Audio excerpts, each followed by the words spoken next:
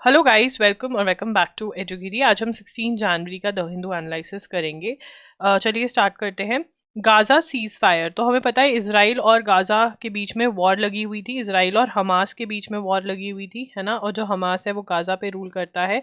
And अब वहां पर सीज फायर जो है वो हो रही है। सीज फायर का मतलब, सीज का मतलब स्टॉप, फायर का मतलब स्टॉप फायर, फायर का मतलब फायर, तो स्टॉप फायरिंग, तो इसका मतलब जो वॉर है वो खत्म हो जाएगी अब, राइट। तो इसराइल और हमास जो है, लिखेंगे Israel and Hamas agree to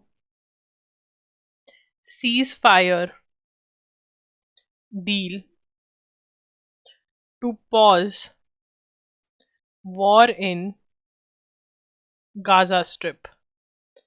ठीक है ना। अब यहाँ पर सबसे ज्यादा इंपॉर्टेंट चीज क्या है कि mediation, the deal coming after weeks of painstaking negotiations in the Qatari capital promises the release of dozen of hostages held by Hamas in phases। ठीक है, तो यहाँ पर क्या हो रहा है, ठीक है ना। negotiations took place at Qatari capital, मतलब Qatar was very closely involved। और यहाँ पर हमास टू रिलीज होस्टेजेस, जो बंधक बनाए हुए हैं इसराइल के लोग, उनको हमास रिलीज करेगा।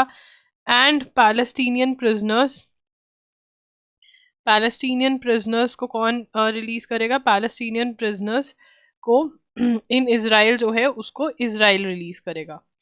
ठीक है ना।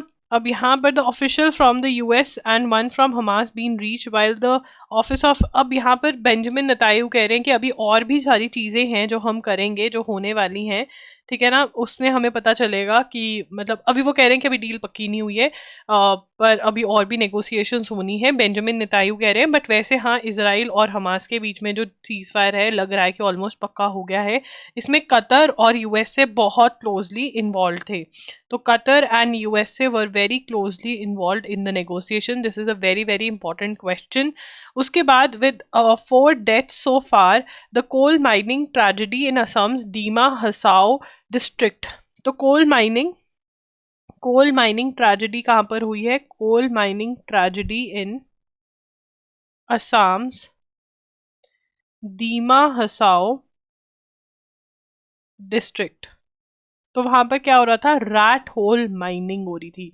क्या हो रही थी वहां पर, रैट होल माइनिंग हो रही थी। और रैट होल माइनिंग जो है, रैट होल कोल माइनिंग, जिसके अंदर छोटी सी मोरियां करी जाती हैं, टनल सी बनाई जाती है और इंसान जाते हैं और कोल लेकर आते हैं, जो कि बहुत ही डेंजरस है, जो कि इलीगल है। एनजीटी ने इसको बैन कर दिया था। This was mining, this form of mining, लिखेंगे दिस फॉर्म ऑफ माइनिंग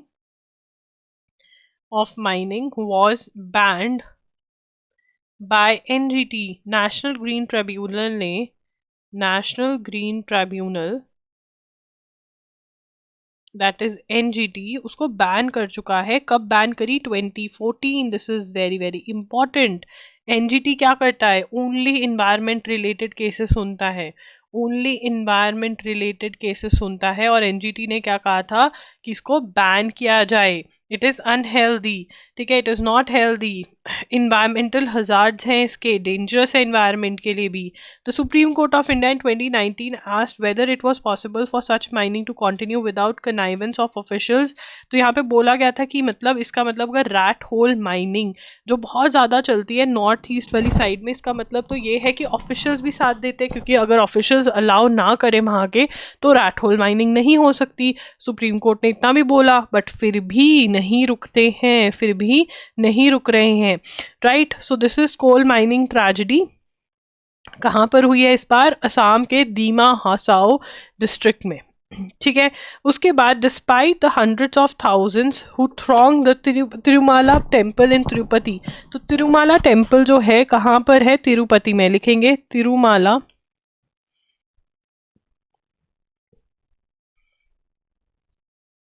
क्या लिखेंगे, तिरुमाला टेम्पल। तिरुमाला टेम्पल कहाँ पर है, तिरुपति में है।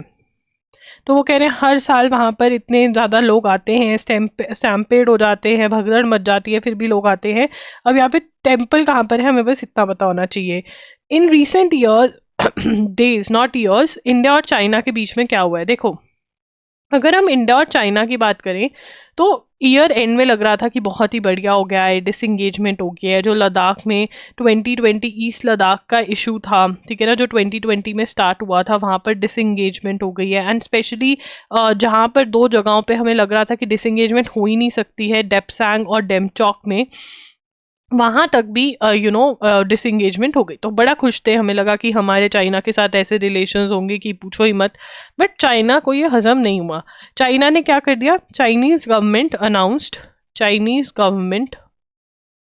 Announced construction of construction of dam on Yarlung Yarlung Zangbo river. तो चाइना में ब्रह्मपुत्र रिवर को क्या बोला जाता है, यारलुंग जैंगबो रिवर बोला जाता है, which is Brahmaputra river.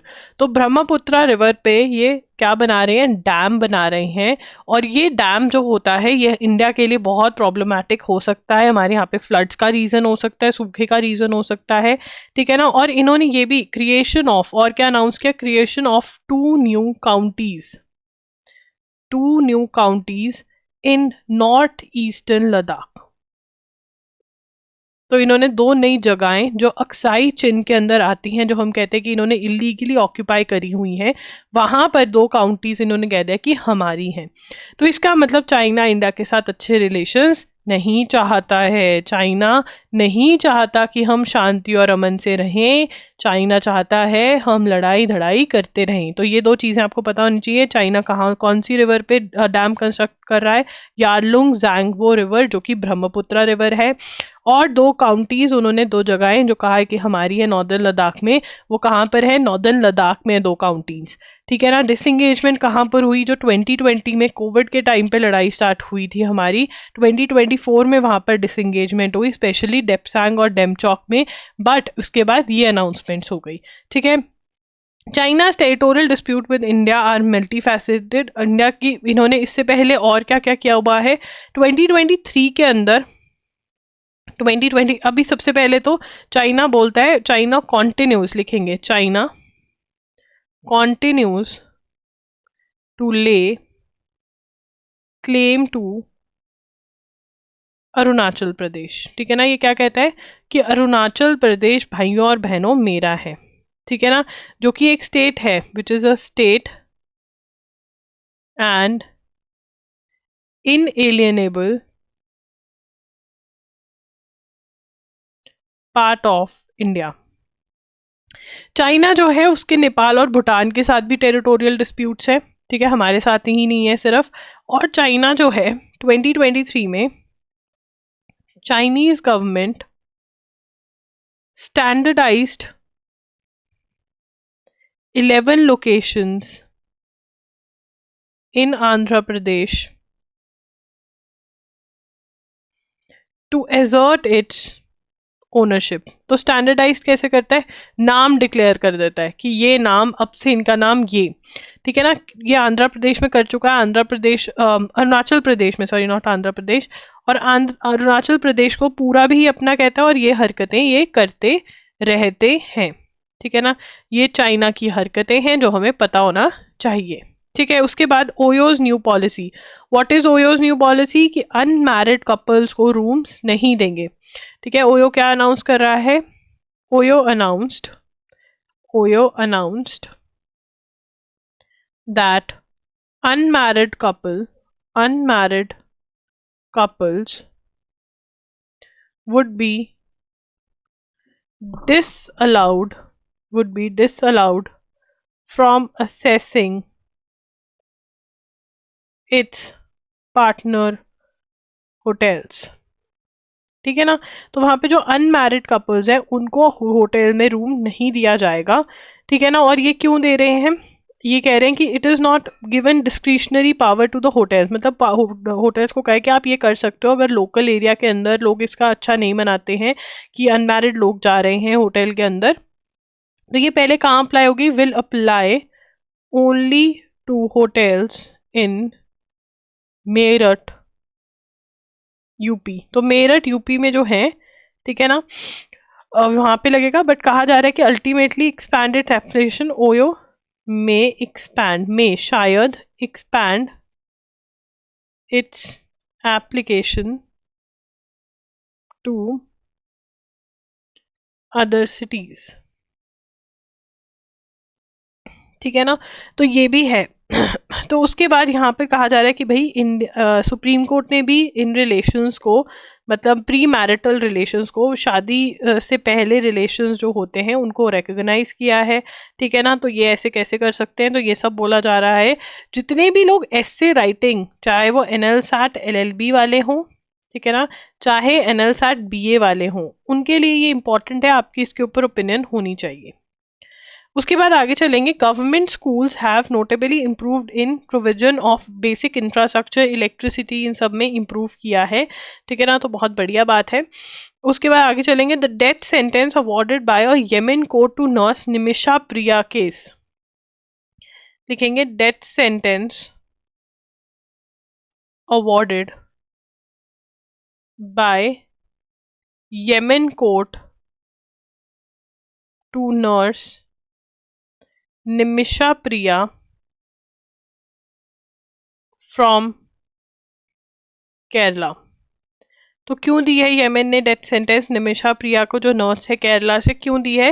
Because killed her business partner. ठीक है ना, murdering, for murdering her business partner. अब यहाँ पे क्या कह रहे हैं कि आप क्या करो, ब्लड मनी के कॉन्सेप्ट की बात हो रही है। किसकी कॉन्सेप्ट की बात हो रही है? Blood money. अब ब्लड मनी क्या है?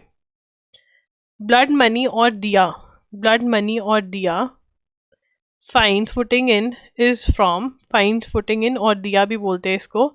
ठीक है ना, फाइन्स फुटिंग इन लिखेंगे, finds footing in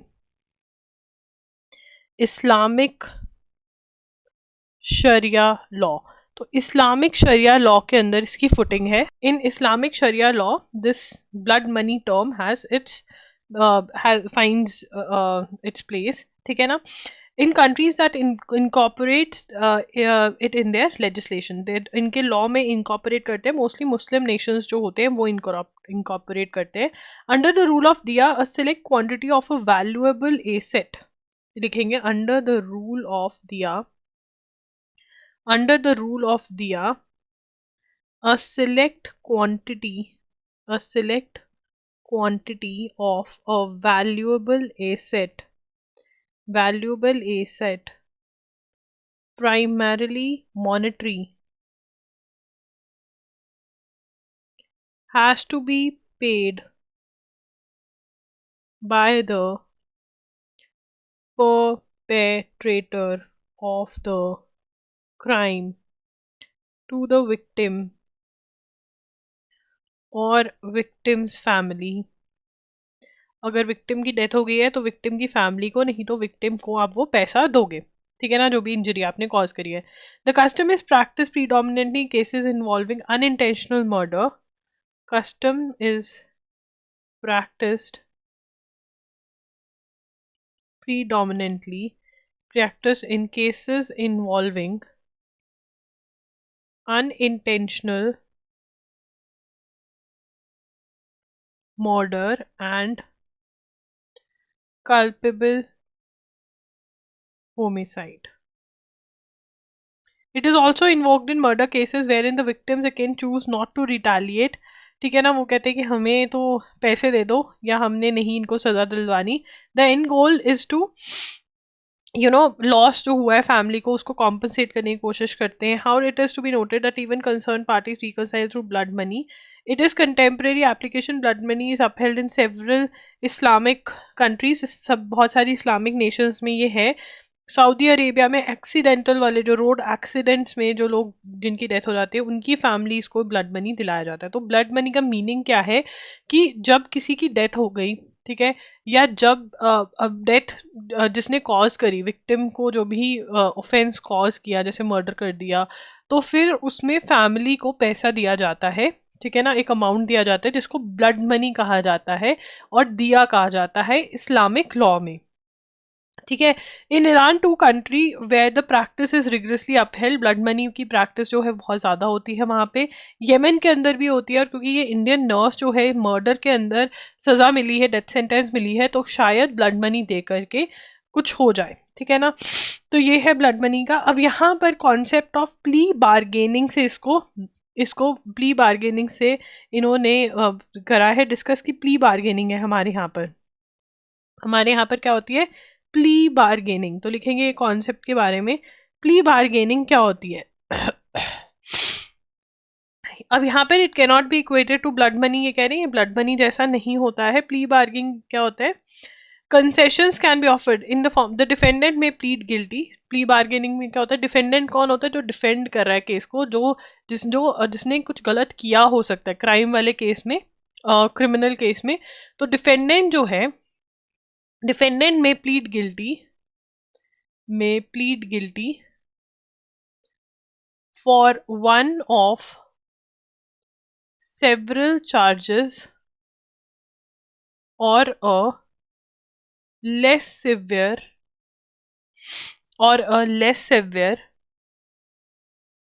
charge in return for dismissal of other charges। तो अब क्या होता है कि वो किसी छोटी चार्ज को कहेंगे कि ठीक है मर्डर का नहीं, इसका मैं मर्डर वाले में होता भी नहीं है, थेफ्ट का नहीं, चलो इसका मान लेते हैं, छोटा चार्ज के लिए वो गिल्टी प्लीड कर लेते हैं, ठीक है ना। और उसके बदले में कंसेशन मिलता है कि चलो तुम्हें सेंटेंस कम दे देते हैं या तुम्हें रिहा कर देते हैं अभी, तो ये होता है प्ली बार्गेनिंग, ठीक है ना। अब ये इंट्रोड्यूस कब हुआ था, introduce through criminal law amendment act 2005 which added chapter 21A to Code of Criminal Procedure 1973। अब ये कह रहे हैं कि ये जो है, जो प्ली बार्गेनिंग का ऑफेंस है, plea bargaining can be taken up only, plea bargaining can be taken up only for offenses that are penalized with imprisonment of less than 7 years। जहां पर imprisonment less than 7 years है, मतलब serious offences में नहीं मिलता है ये, ठीक है ना। Provision of pre bargaining is not available for crimes against women or children below 14, heinous crimes like murder, rape,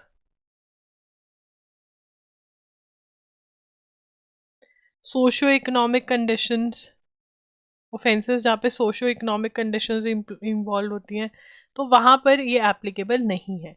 तो ब्लड मनी क्या है, किसी का मर्डर हो गया, ठीक है ना, उसके परिवार को आप पैसा दे दो तो आपको लेस सजा देंगे वो लोग, ये इस्लामिक कंट्रीज में ज़्यादा है।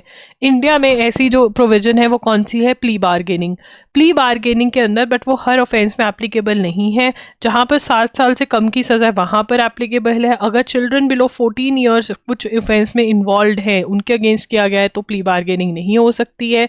तो ये है प्ली बार्गेनिंग का कॉन्सेप्ट, ये उसकी डेफिनेशन है जो आपके एग्जाम में आ सकती है, ठीक है। पनुन केस, पनुन कौन है, गुरपतवंत सिंह पनुन, इज अ खालिस्तानी, ये यूएसए में रहते हैं, ठीक है ना। इनको मारने की कोशिश करी गई थी ऐसा बोला गया है। यूनियन होम मिनिस्ट्री ने कमेटी बिठाई है, तो पता चला है कि हाँ कुछ सा तो लग रहा है कि कोई इंसान इन्वॉल्व है, तो ये कह रहे हैं कि हम उसके अगेंस्ट एक्शन वगैरह भी लेंगे। There was this guy called Yadav, mister Yadav, उनको अरेस्ट किया गया है। कहा जा रहा है कि वो रॉ के लिए काम करते थे, विकास यादव को अरेस्ट किया गया है। कहा जाता है कि वो किसके लिए काम करते थे, रॉ के लिए, ठीक है ना, research and analysis wing India का जो है उसके लिए. A high-powered committee, inquiry committee formed over a year ago based on information provided by United States to probe. Probe का मतलब क्या होता है? Investigation. Probe का मतलब होता है investigation. The role of organized criminal groups, terrorist organization and drug peddlers submitted its report to Union government recommending expeditious legal action against an individual, the Union Home Ministry said. ठीक है ना, तो अब यहाँ पर क्या हुआ था? सबसे पहले, ठीक है ना, हाई पावर्ड कमिटी लिखेंगे, high powered inquiry committee formed over a year based on information provided by USA to investigate the role of organized criminal groups. ठीक है ना, तो यहाँ पे एक हाई पावर्ड कमिटी बनाई गई थी कि आप रोल ऑफ जो ऑर्गेनाइज क्रिमिनल ग्रुप्स है उनको इन्वेस्टिगेट प्रोब करा जाए. यूएसए ने इंफॉर्मेशन दी थी. अब union government recommended submitted the report submitted to union government, और ये रिपोर्ट में क्या बोला गया है? Recommended expeditious. एक्सपीडियस का मतलब क्या होता है? Speed up. एक्सपीडियस मतलब speedy. Expeditious legal action against an individual. क्या होगा? स्पीडी लीगल एक्शन लिया जाएगा इंडिविजुअल के अगेंस्ट. ठीक है. The ministry did not identify the individual but said the person's earlier criminal links and antecedents came to notice during the panel's inquiry. Though the statement did not specify the details of the case, United States Department of Justice in October 2024 charged विकास यादव. अब यहाँ पर हम ये भी detail लिखेंगे कि अक्टूबर 2024 के अंदर क्या हुआ था. अक्टूबर 2024 में United states Department of Justice charged Vikas Yadav, an Indian citizen and former RAW official, directing a failed plot to murder and the pro-Khalistan activist and Sikhs for Justice Chief Gurpatwant Singh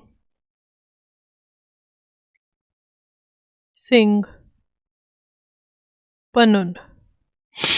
तो गुरपतवंत सिंह पन्नून जो है उनको मारने की कोशिश करी. किसने कोशिश करी? गुरपत सिंह पन्नू को मारने की कोशिश जो करी है वो कोशिश करी विकास यादव नाम के एक इंडियन है, जो कहा जा रहा है कि वो रॉ से रिलेटेड है. ये ऐसा यूएस से किसने बोला? United state department of justice ने बोला है. ठीक है ना, this is very very important. Again इसके बारे में आपको पता होना चाहिए. तो अब ये कमेटी बैठी है, देखते हैं क्या होता है, क्या बोलते हैं ये. पर हाँ, हमारी कमेटी जो बैठी इंडिया के अंदर, उन्होंने इंडिविजुअल बोला, उन्होंने कोई नाम नहीं बोला. ठीक है, ये भी हमें याद रखना है. खनौरी बॉर्डर के ऊपर हंगर स्ट्राइक पे बैठे हैं. Who is sitting? Jagjit Singh Dallewal. He is a farmer leader. ठीक है ना, हंगर स्ट्राइक पे बैठे कि हमारी मांगे पूरी करो. इनकी मांगे क्या है? एमएसपी लीगल कर दीजिए, जितने भी डेट्स हैं फार्मर्स पे उनको ख़त्म कर दीजिए, और हमारे जो प्रोटेस्ट के टाइम पे हमारे ऊपर फार्मर्स पे केसेस हुए हैं वो कह रहे हैं वो सारे के सारे ख़त्म कर दीजिए. ठीक है. 3 Indian nuclear entities no more on US restriction list. United Nations removed लिखेंगे, यूनाइटेड नेशंस नहीं, United States removed restrictions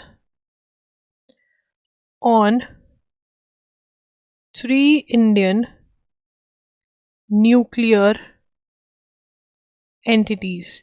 3 Indian nuclear entities पे जो रिस्ट्रिक्शंस हैं यूनाइटेड स्टेट्स ने वो रिमूव कर दी हैं. ठीक है ना. ये बोला गया है इससे क्या होता था, रिमूव, ये क्या होगा, रिमूव हडल्स, मतलब जो प्रॉब्लम्स आते थे, huddles for civil nuclear partnership between Indian and American firms. अब देखो बेटा जी, जो न्यूक्लियर है उसके दो यूजेस हैं।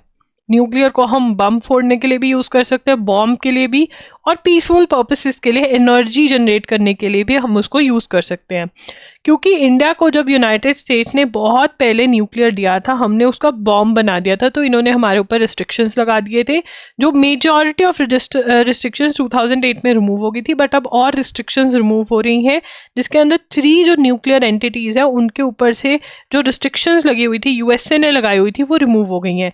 अब वो 3 एंटिटीज कौन सी हैं? 3 entities are Bhabha atomic, Bhabha atomic research centre, Bhabha atomic research centre BARC, Indira Gandhi, Indira Gandhi atomic research centre, that is IGCAR. इसकी फुल फॉर्म भी हमें आ सकती है पेपर में, तो आपको पता होनी चाहिए, Indian rare earth, IRE।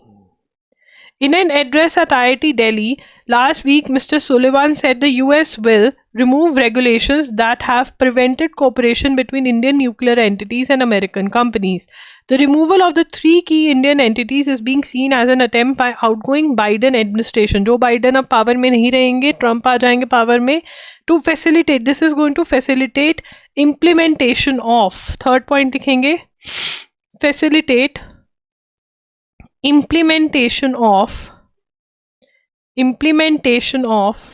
landmark India US civil nuclear pact, जो कि 2008 में ये अग्रीमेंट साइन हुआ था, इसकी इम्प्लीमेंटेशन हो जाएगी। और ये कब साइन हुआ था? Who was the prime minister when this was sign? PM was Manmohan Singh. ये क्वेश्चन बहुत ज्यादा इंपॉर्टेंट है क्योंकि उनकी डेथ हुई है, ठीक है ना। तो ये है आपको, this is very very important, again important, यहां से क्वेश्चन आप एक्सपेक्ट कर सकते हैं।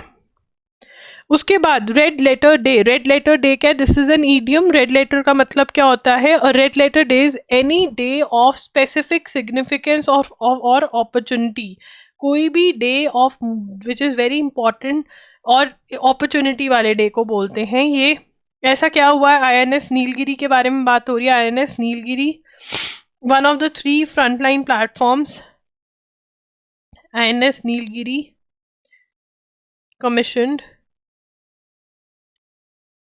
commissioned in Indian Navy,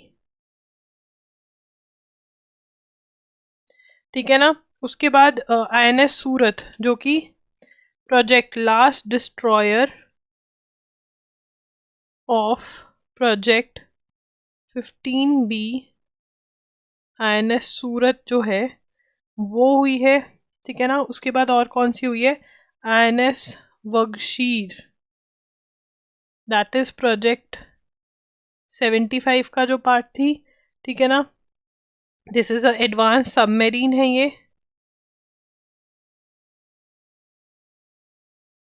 ठीक है ना।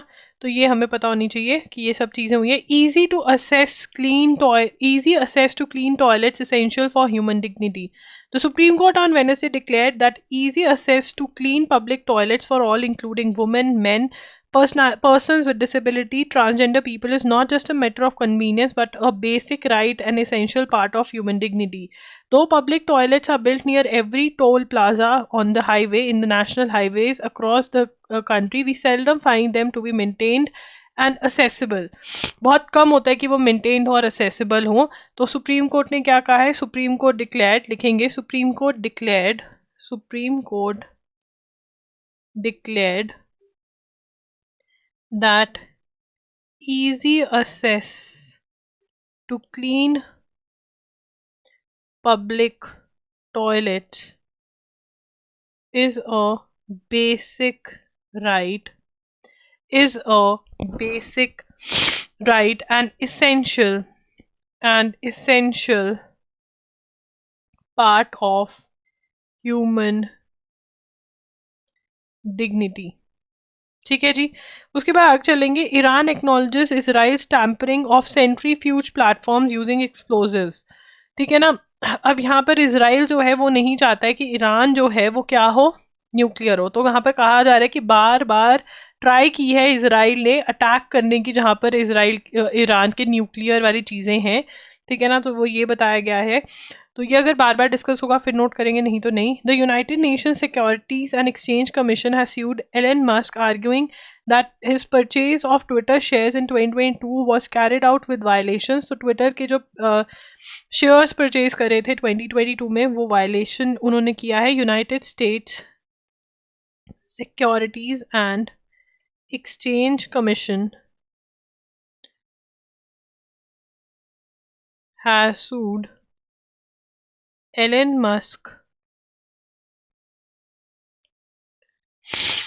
क्या कह रहे हैं, परचेज ऑफ ट्विटर शेयर्स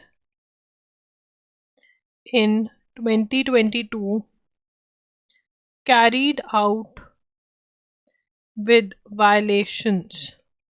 ठीक है ना, तो उसके अंदर क्या है, वायलेशंस हैं। ठीक है ना, इसके अंदर क्या है, वायलेशंस है। उसके बाद आगे चलेंगे। Bangladesh supreme court acquits Khaleda Zia clearing her way to contest elections. तो ये बहुत ही इंपॉर्टेंट न्यूज है क्योंकि अब बांग्लादेश में इलेक्शन होंगे and most probably she is going to come to power. Bangladesh supreme Court acquitted former PM Khalida Zia in corruption case। ठीक है ना, so now she can fight elections, she can fight elections। ठीक है ना, Supreme Court overturned a 10-year jail sentence handed down by High Court in 2018 on charges of embezzling, corruption करी, हेरा फेरी, embezzling $2,50,000 in donations meant for an orphanage trust। ठीक है ना, तो orphanage trust के पैसों को खाने का इल्ज़ाम था, अब वो ओवरटर्न कर दिया है, एक्विटल हो गया है, मतलब नॉट गिल्टी, मतलब नॉट कमिटेड द ऑफेंस। ठीक है ना, this is you need to remember.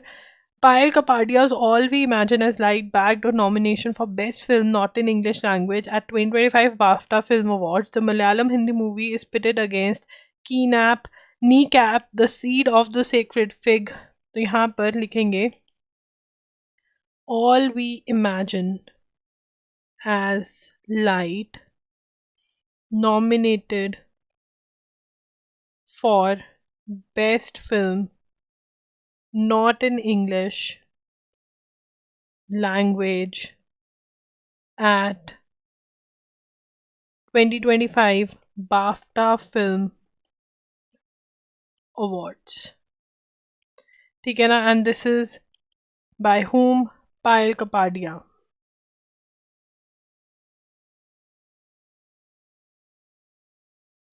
ठीक है, after summons from panel Meta apologises for Zuckerberg's remark. Zuckerberg ने एक पॉडकास्ट में बोला कि कहीं पर भी दोबारा सेम गवर्नमेंट नहीं आई है कोविड के बाद, जहाँ जहाँ पर भी इलेक्शंस हुए हैं, और इंडिया को भी बोल दिया। तो इंडिया ने बोला कि भैया हमारे यहाँ पर वापस से आ गई है, तुमको पता नहीं है क्या।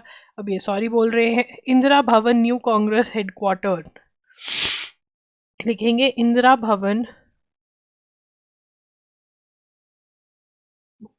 New Congress headquarter. ठीक है ना, तो ये है। So guys, if you want to buy anything आप loggery.in पर जा सकते हैं। वहाँ पर मॉक टेस्ट है, MHCT 5 ईयर्स 3 ईयर्स के, जामिया के मॉक टेस्ट हैं, AMU के मॉक टेस्ट हैं, CUT PG और UG के मॉक टेस्ट हैं। ठीक है, एंड बहुत जल्द हम दिसंबर के वन शॉट्स अपलोड कर देंगे। पार्ट 1 MCQs जो है वो अपलोड हो चुके हैं। पार्ट 1 ऑफ द MCQs आप सॉल्व कर सकते हैं। Thank you for watching the video. Bye bye, take care.